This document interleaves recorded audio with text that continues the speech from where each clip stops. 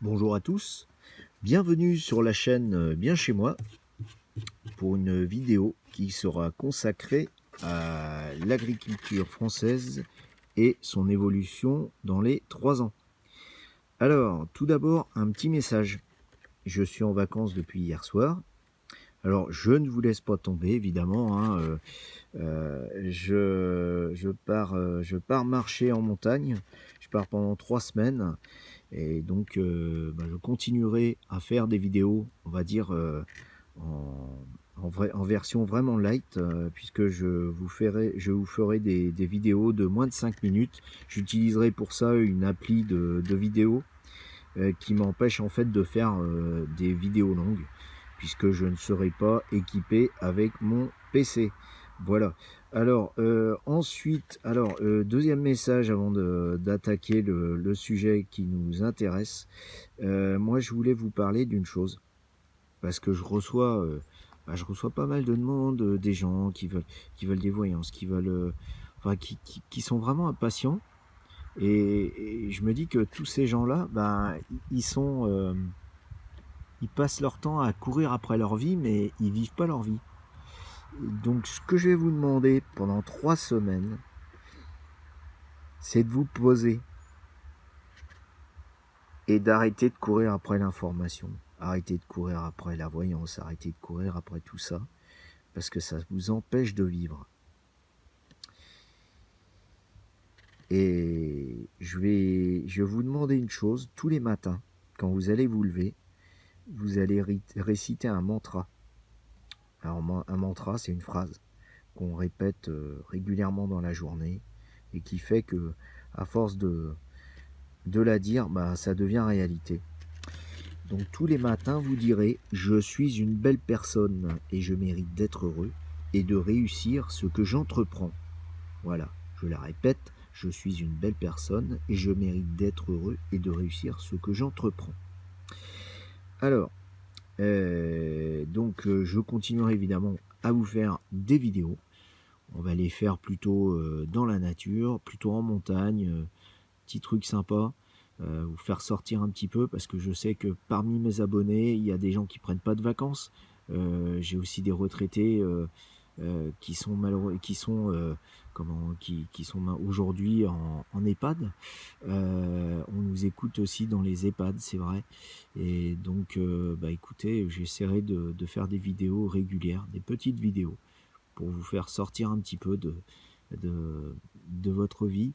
Et puis, je vous invite aussi tous les matins à sortir dehors pour tous, hein. Vous sortez dehors, vous allez faire un petit tour dans la nature et puis prenez une bonne dose de soleil. Parce que le soleil, ben, c'est un remède contre la fatigue, c'est aussi un remède contre la maladie. Voilà. Hein, je vous en ai parlé lors de la dernière vidéo, lorsqu'on a parlé du prana. Le prana dont se nourrissent les légumes pour grandir, quoi. Voilà. Et ce qui nous mène tout naturellement au sujet de l'agriculture. Alors, quand on parle d'agriculture, tout de suite, ben, il y a 2 visions, hein. La vision, simpliste, hein, c'est-à-dire qu'on va avoir d'un côté une agriculture, dite productiviste, intensive, «polluante» entre guillemets, et puis d'un autre côté, on aurait la permaculture, et puis l'élevage de bovins dans la campagne, la petite carte sympathique, la petite carte postale. Alors, bah, derrière, toutes ces images d'Épinal, hein, qui nous sont, colportées par des émissions, sur le bien-être, à la campagne, sur, la vie rêvée des agriculteurs, ben, il y a une réalité. Malheureusement, c'est une vie difficile avec des revenus qui sont très bas. Pour vous donner un exemple, hein, la moyenne des revenus, dans l'agriculture pour quelqu'un qui produit du lait, c'est à peine plus de 1 000 € par mois. Quelqu'un qui produit des ovins, donc chèvres, brebis, c'est à peine plus de 600 € par mois.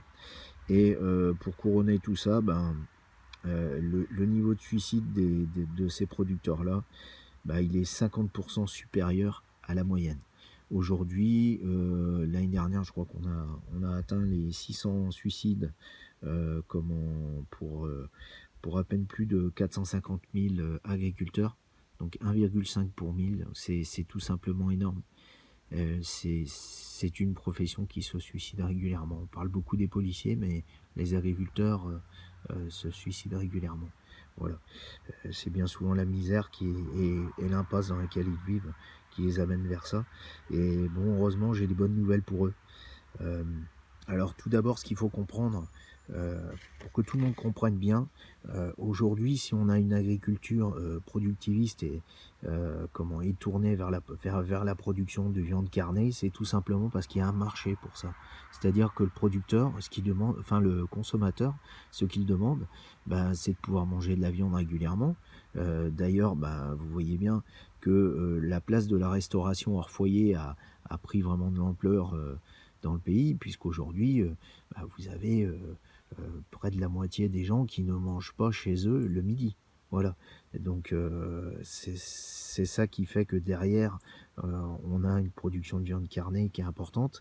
Et qui dit production de viande carnée dit agriculture tournée donc, vers les grandes fermes, vers la production. Et donc, la conséquence de tout ça, c'est que quand vous avez des grandes fermes, vous avez des gros investissements et des grosses traites à payer tous les mois. Voilà. Et pour peu que le prix de la viande vienne à baisser, vous vous retrouvez dans un étau et vous ne pouvez pas vous en sortir. Ce qui fait que on a l'année dernière 20% des agriculteurs qui n'ont pas réussi à se verser 1 centime de revenu. Voilà. 20% sur un an. Voilà. C'est-à-dire vous êtes un an pendant lequel vous ne pouvez pas sortir 1 centime. Voilà. Donc au-delà de l'image d'Épinal, il y a une réalité. C'est une profession qui souffre, c'est une profession qui voudrait bien se reconvertir. Effectivement, il y a plein de gens qui le disent, il faudrait bien le faire, mais ils ne peuvent pas le faire parce qu'ils ont des traites à payer tous les mois. Et le jour où vous décidez de tout changer, il n'y a pas 1 centime d'aide. Il n'y a pas 1 centime d'aide. Alors, la première question que j'ai posée, moi, par rapport à l'aide de reconversion, est-ce qu'il y en aura une? Effectivement, elle arrivera. Donc, courant 2022-2023, on va commencer à avoir une transformation de l'agriculture qui se fera via des aides à la reconversion. C'est-à-dire que des agriculteurs qui faisaient plutôt de la production intensive vont se mettre à faire un peu vont faire un peu plus de maraîchage.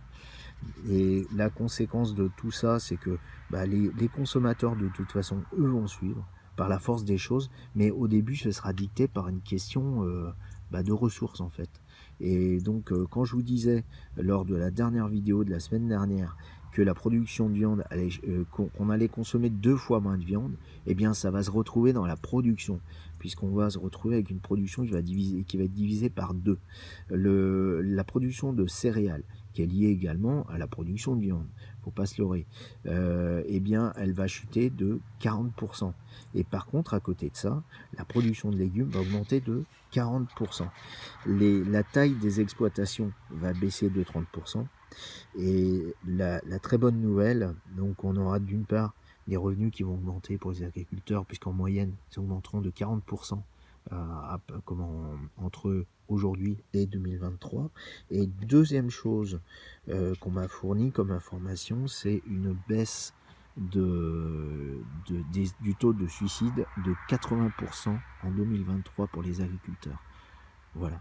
Donc, si vous avez des agriculteurs autour de vous, encouragez-les, soutenez-les.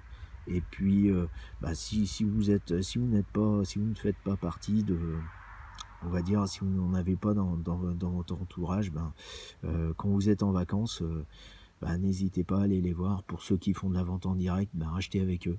Voilà, c'est une belle forme d'intelligence et de résistance par rapport au système en place, le système des grandes surfaces. Voilà. Alors, c'est tout ce que j'avais à dire sur ce sujet. Sur ce, je vous souhaite une bonne soirée. Si la vidéo vous a plu, n'hésitez pas à mettre un petit pouce bleu et à vous abonner. À bientôt!